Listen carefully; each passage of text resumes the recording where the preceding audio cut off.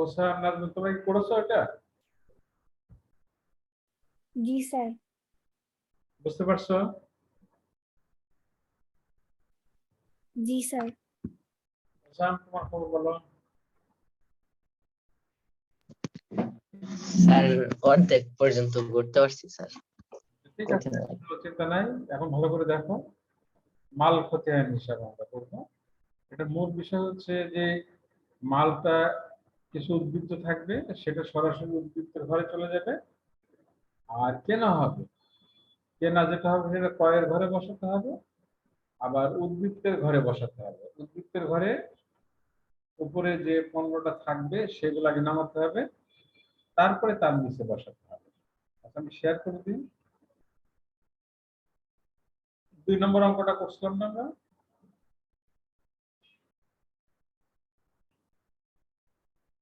Bashundhara limited, এটাই তো করছিলাম।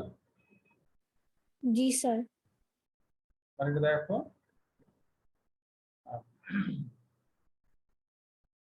প্রথমে প্রারম্ভিক উদ্বৃত্ত জানুয়ারি 1-এ ছিল আমাদের 100 একক, যেটা অঙ্কের ডাকে দেওয়া আছে, আমরা দেখে নিই অঙ্কের ডাকটা। প্রারম্ভিক উদ্বৃত্ত 100 একক, প্রতি একক 2 টাকা করে। তাহলে 100 গুণ 2, তাহলে 200 টাকা হবে। এটা কোন ঘরে বসবে? আমাদের ঘর তো তারিখ, বিবরণ, তারপর হচ্ছে বিবরণের ঘরে লিখতে হবে প্রারম্ভিক উদ্বৃত্ত, তারপরে ক্রয়, তারপরে বিক্রিত পণ্যের ব্যয়, তারপরে উদ্বৃত্ত। কোন ঘরে দেখাবে এটা?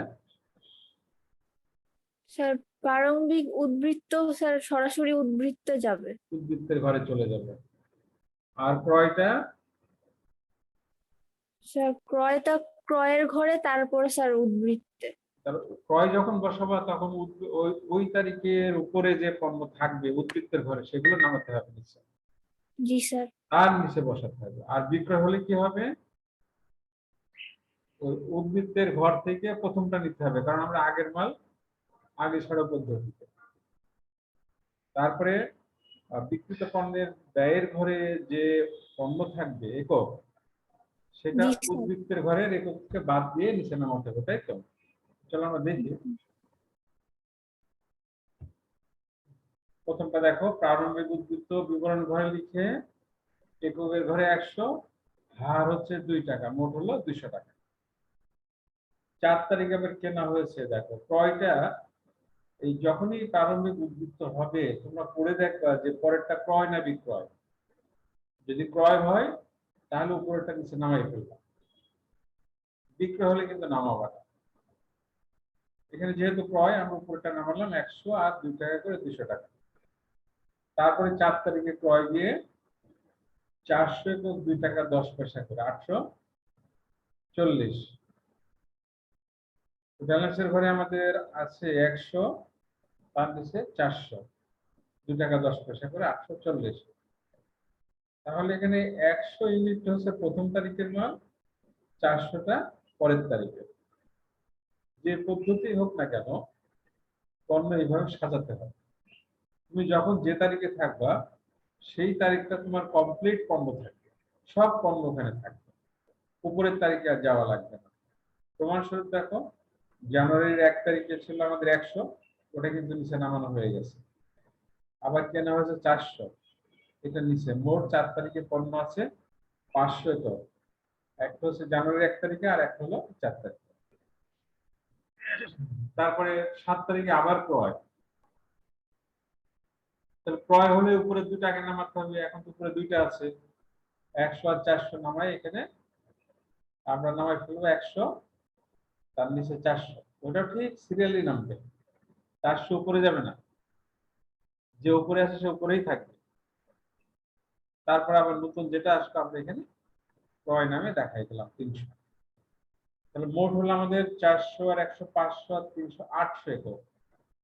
দাম আছে 3 ধরনের, 2 টাকা, 2 টাকা 10 পয়সা, 2 টাকা 20 পয়সা। এখন বিক্রয় আছে আমাদের এখানে মোট, দেখে নিক তোমরা এটা। 15 তারিখ বিক্রয় 600 একক। 600 এককে একবারে দেওয়া যাবে? না স্যার। 600, এই যে এখানে 15 থেকে তো আমরা নেবো, 7 এর পরেই তো 15, তাই তুমি প্রথমে কি করবা, 100 নিয়ে যাবা, তাই না? জি স্যার, তারপর 400, তারপর স্যার 100 বাকি থাকে। শেষে থাকবে কত? 200 200 টাকা টাকা। উদ্বৃত্ত থাকে। হ্যাঁ, ওসাম দাও, খেয়াল করো, আমরা এখন 600 একক পণ্য বিক্রিত পণ্যের ঘরে নিয়ে আসবো। এখানে আমাদের মেথড হচ্ছে ফিফো, মানে আগের মালটা আগে এখানে নিয়ে আসতে হবে বিক্রিত পণ্যের ঘরে। মোট 600 আছে, তাহলে প্রথম আছে 100, সেজন্য 100 আগে নিতে হবে। 100 2 টাকা করে, 200 টাকা। তারপরে 400, 2 টাকা 10 পয়সা করে, 840 টাকা। 4 আগে 500 লাগানোর দরকার, আরো 100 এখান থেকে নিতে হবে 2 টাকা 20 পয়সা করে। দেখো এখানে সামনে 15 তারিখ বিক্রয় ফিফো মেথড 100, 2 টাকা করে, 200 টাকা পরে থাকলো এখানে কি অবশিষ্ট, তারপরে 400, তারপরে 100। এখন অবশিষ্ট কিভাবে বের করবা? এই বিক্রিত পণ্যের ব্যয়ের এককগুলো সব বাদ দিয়ে দিতে হবে উদ্বৃত্তের ঘর থেকে। প্রথম উদ্বৃত্ত 100, 100 থেকে 100 মাইনাস করলে 0 হয়ে যাবে। তারপর 400 থেকে 400 মাইনাস করলে 0, 300 থেকে 100 মাইনাস করলে 200। এই দেখো, এই 200 এখানে থাকবে, 2 টাকা 20 পয়সা করে, 440 টাকা মূল্য। ক্লিয়ার হয়েছে ওসান? ক্লিয়ার তোমার না এখনো হয়নি? জি স্যার হয়েছে। তুমি আরেকটু ভালো বুঝবা যদি বইটা খুলে দেখো। বইটা খুলে ইনফরমেটিভের নিয়মগুলো পড়বা। এর ভিতরে আরো নিয়ম আসবে, যেমন ধরো ক্রয় ফেরত হবে, আচ্ছা স্যার। বিক্রয় ফেরত হবে। সেগুলো দুইটা নিয়ম আমরা পরে শিখবো, কিন্তু মূল নিয়মটা আগে শিখে ফেলে। হ্যাঁ, 20 তারিখে আবার ক্রয়, যখনই ক্রয় হবে তখন উপরের পণ্যটা নামায় ফেলতে হবে। 200 নামায় ফেললাম, দেখো এখানে 2 টাকা 20 পয়সা করে, 440 টাকা। আবার 20 তারিখে এখানে ক্রয় প্রতি একক 2 টাকা 30 পয়সা করে, 400 একক। তবে ক্রয় 400 একক 2 টাকা 30 পয়সা করে, 920 টাকা। উপরে 200 নিয়ে আসলাম 2 টাকা 20 করে, দাম দিচ্ছে 400 2 টাকা 30 পয়সা করে, মোট 920।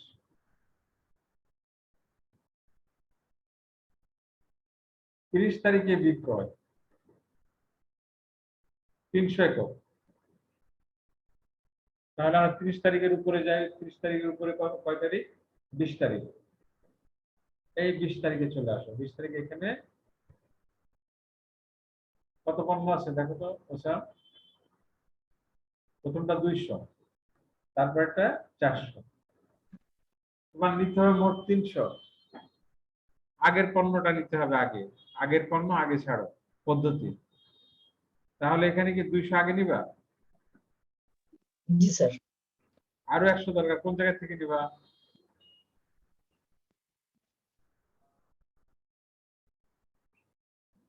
থাকলো কোনটা, এটা থাকলো না? জি স্যার 400 থেকে। 400 থেকে 100 নিয়ে চলে আসবে। দামটা লিখলে বোঝা যাবে যে তুমি এই 400 থেকে নিয়েছো, দাম তো 2 টাকা 30 পয়সা, এটা দেখলে বোঝা যাবে।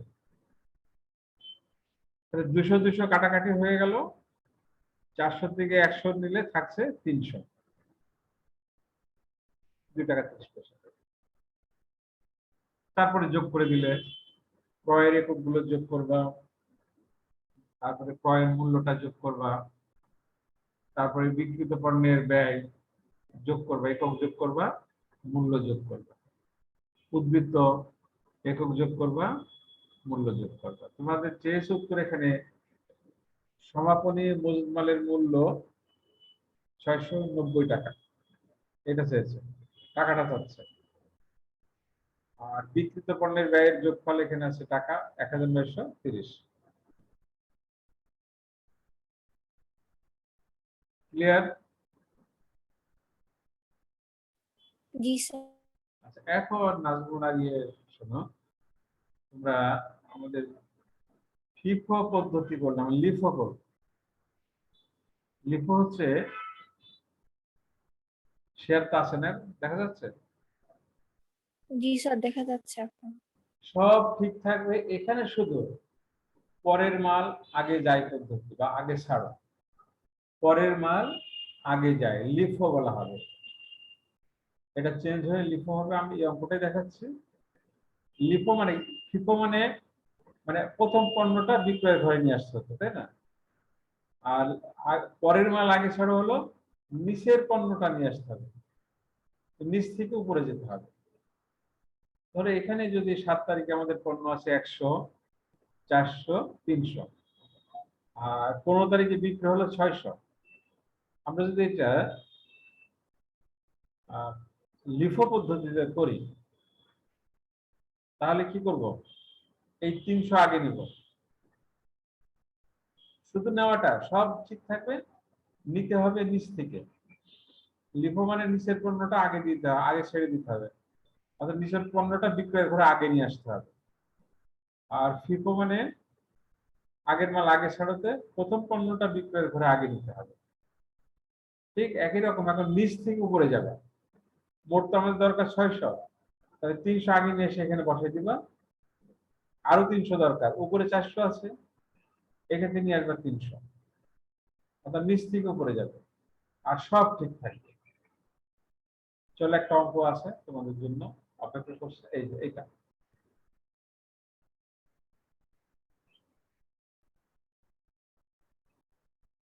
উত্তরণ লিমিটেড নিত্য মজুদ পদ্ধতিতে মজুদ পণ্যের হিসাব সংরক্ষণ করে থাকে।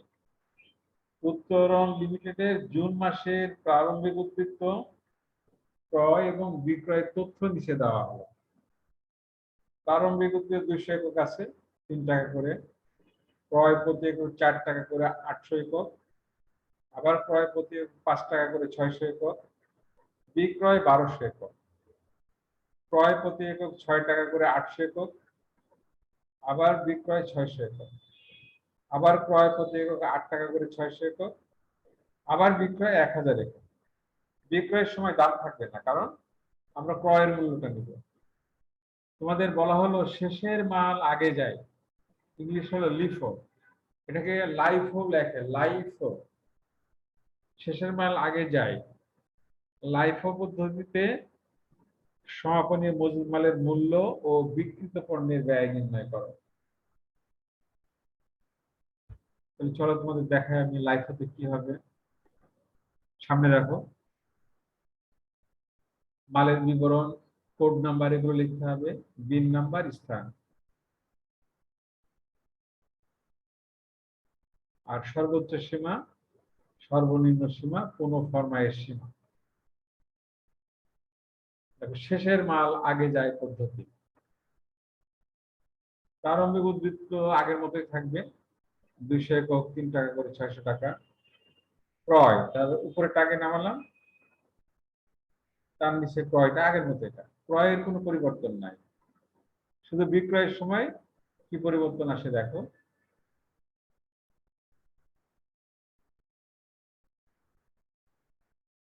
7 তারিখে আবার ক্রয়, তাহলে উপরে 200 আর 800 নামালাম, তারপরে 600 5 টাকা করে 3000 টাকা। তাহলে পণ্য থাকলে আমাদের প্রথমে 200, তারপরে 800, তারপরে 600। সাজানোটা যে পদ্ধতি হোক পরপর এই একই রকম সাজাতে হবে। এখন তোমার 15 তারিখে বিক্রয় আমরা দেখিনি, 1200 একক, শেষের মালটা আগে নিয়ে আসতে হবে। তা আমরা দেখি শেষের মাল কত আছে, 600, তাই না?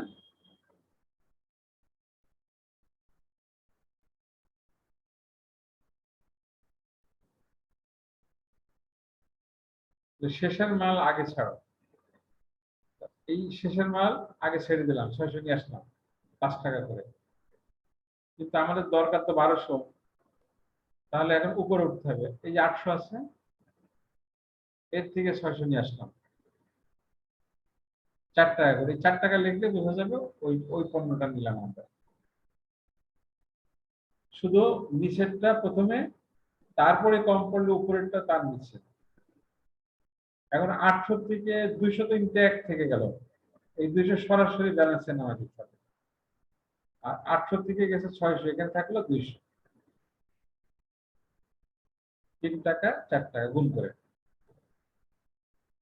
তাহলে এখানে পার্থক্যটা কোথায় FIFO থেকে? স্যার এটা উপর থেকে মানে লিফোটা ছিল স্যার উপর থেকে, FIFOটা ফিফোটা জি স্যার, আর লিফোটা স্যার নিচ থেকে উপরে যায়। উপরে যেতে হবে। আমরা যদি অঙ্ক FIFO করতাম তাহলে প্রথমে কোনটা নিতাম? তো 200 থেকে নেওয়া হতো। 200 শুরু করলাম, এখানে নিয়ে আসতাম, 200 তারপরে 800 নিয়ে আসতাম, জি স্যার। তাহলে 1000 আরো 200 দরকার, তারপর এখান থেকে নিতাম 200, 400 ব্যালেন্সের ঘরে একবারে থাকতো। তাহলে পার্থক্যটা কিছুই না, শুধু নিচ থেকে বিক্রিত পণ্যের ঘরে নিয়ে এসে বসাই দিতে হবে। ক্লিয়ার? দুইজনে তোমরা ক্লিয়ার তো এটা বিষয়টা?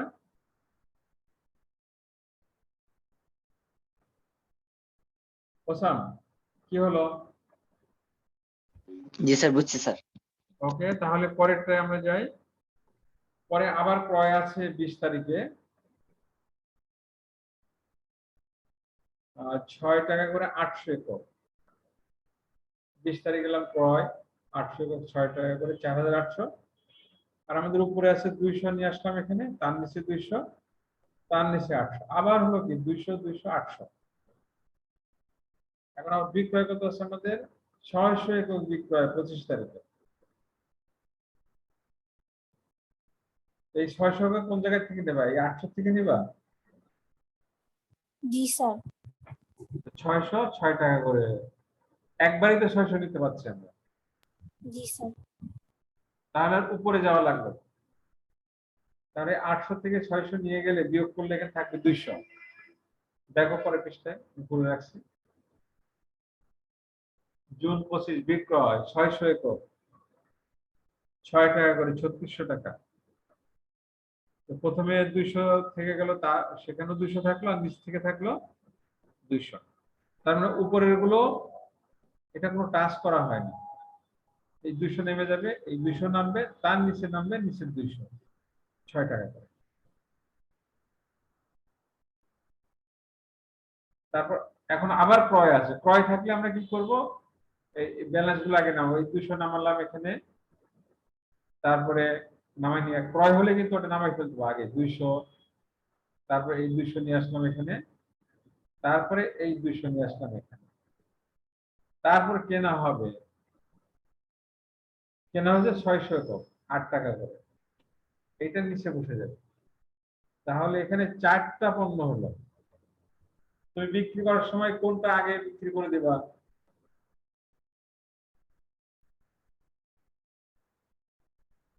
লিফো মেথডে 600 বিক্রি করবা আগে, না 200 করবা উপরেরটা থেকে নিবা? স্যার 600 বিক্রি করবো আগে। আর 600 থেকে নেওয়া শুরু হবে, জি স্যার। উপরের দিকে যাবা। এবং এর যে শব্দটা LIFO, last in, last in কোনটা? এটা না, ফার্স্ট আউট, সেটা বিক্রি। আর ফিফো ফার্স্ট ইন, প্রথমটা নিয়ে আসতে হবে বিক্রি করে, নামের সাথে মিল আছে। লাস্ট ইন মানে সেটা চলে আসবে ফার্স্টে, ফার্স্ট আউট। আর ফার্স্ট ইন ফার্স্ট আউট। পরে যে দেখি আমরা কি অবস্থা আছে এখানে। বিক্রি ছিল 30 তারিখে 1000 একক। আমাদের প্রথমে 600 আছে, 600 নিবা, তারপরে 200 নিলে 800 হলো, তারপরে এই 200 নিলে 1000। ব্যালেন্স কত থাকবে?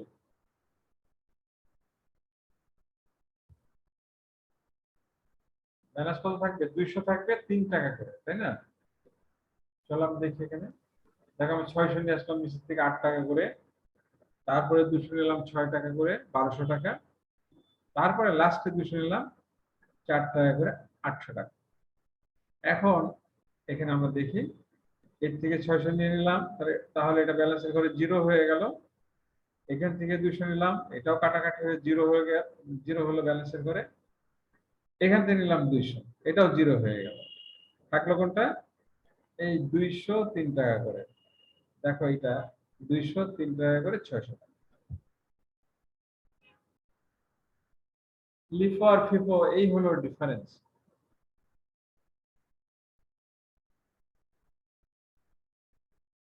কেমন বুঝলে এটা?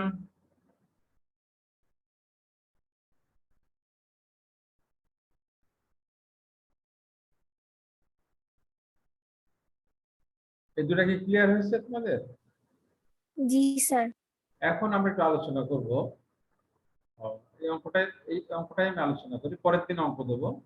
এই দুইটা অঙ্ক আমি তোমাদের বলে দেব যে অঙ্কের দুটা ডাক আছে, এই ডাক দিয়ে দুইটা পদ্ধতি তোমরা করবা।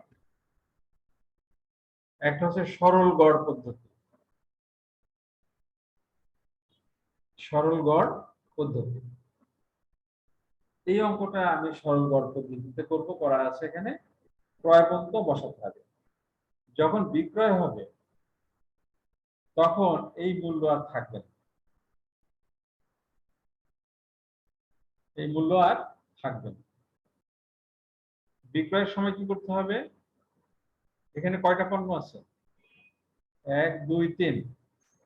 এর দাম কত? প্রথমটা 3 টাকা, তারপরে 3 টাকা, 6 টাকা, পরেরটার দাম কত? 4 টাকা, 10 টাকা।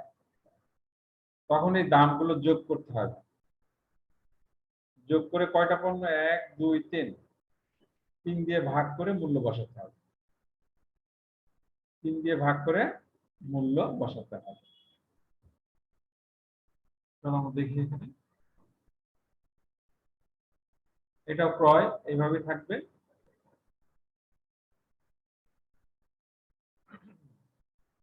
যখন আমরা সরল গড় করব তখন এখানে কিন্তু মূল্য একটা থাকবে। প্রথম দিকে দেখাই, প্রথমে 200 আছে না, 3 টাকা করে, 600 টাকা হয়ে যাবে। তারপরে এখানে কত টাকা আসলো? ক্রয় 3200। এই 3200 আর 600 যোগ করলে কত হবে?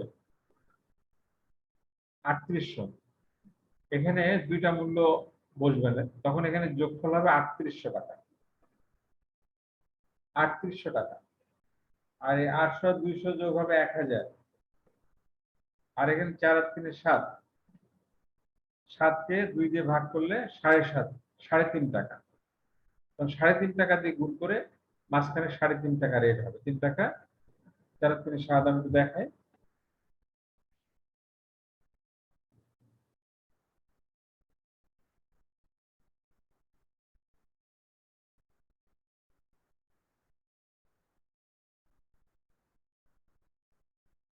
স্ক্রিন শেয়ার তো চলে গেছে না?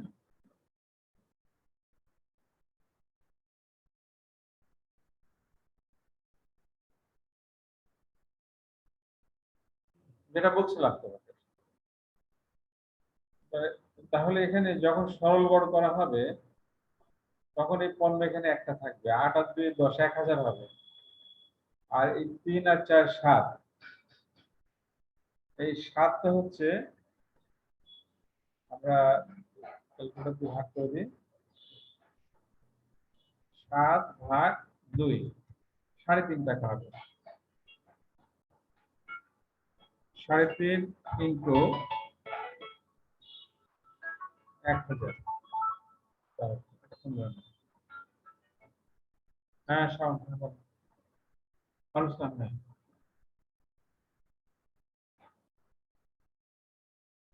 হোয়াটসঅ্যাপের ফর্ম কার?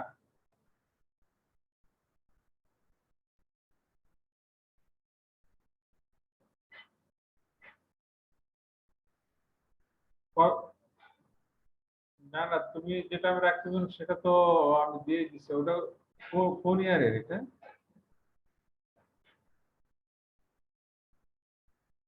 Third year?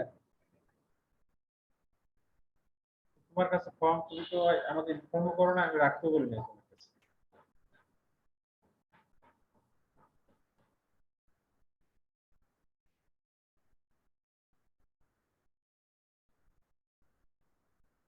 না না, আমি রাখতে বলি নাই। তাহলে সে কারণে কোনো কারণ হয়তো রেখে গেছে। যাই হোক, তাহলে ওই ফর্মটা তুমি করো। কেউ আসে না কালকে? হ্যাঁ হ্যাঁ অবশ্যই অ্যাকাউন্টিং এর তো তুমি রেজিস্ট্রেশন নামটা তুমি মেসেজ করে দাও এখনই আর ওর নামটা হ্যাঁ হ্যাঁ একটু মেসেজ করে পাঠিয়ে দাও আমি তারপরে কালকে আমি নিয়ে নেবো ঠিক আছে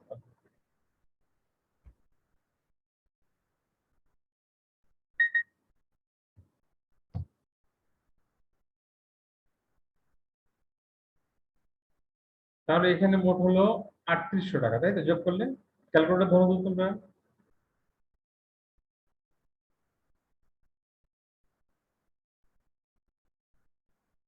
ক্যালকুলেটর ধরেছো জি স্যার। তাহলে এই টাকাটা যোগ করো 600 আর 3200 3800 মোট 3800 টাকা বসাবে হ্যাঁ আর এখানে দাম কত আছে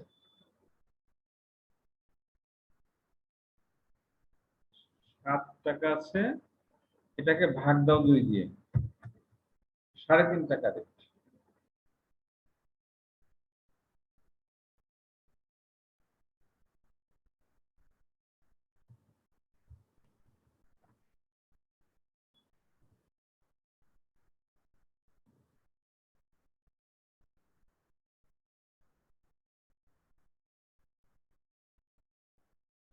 এটা ইস্যু করার সময় দিতে হবে তাহলে এখানে আরেকটা হচ্ছে তোমার ওটা সরল গড় আরেকটা হলো এভারেজ ওয়েটেড কস্ট বলা হয় এটা গুরুত্ব প্রদত্ত গড় বলা হয় তখন করতে হবে কি এই মোট টাকাটা যোগ করবা মোট একক যোগ করবা করে মোট টাকাকে 1000 দিয়ে ভাগ দিবা দিলে এখানে রেট আছে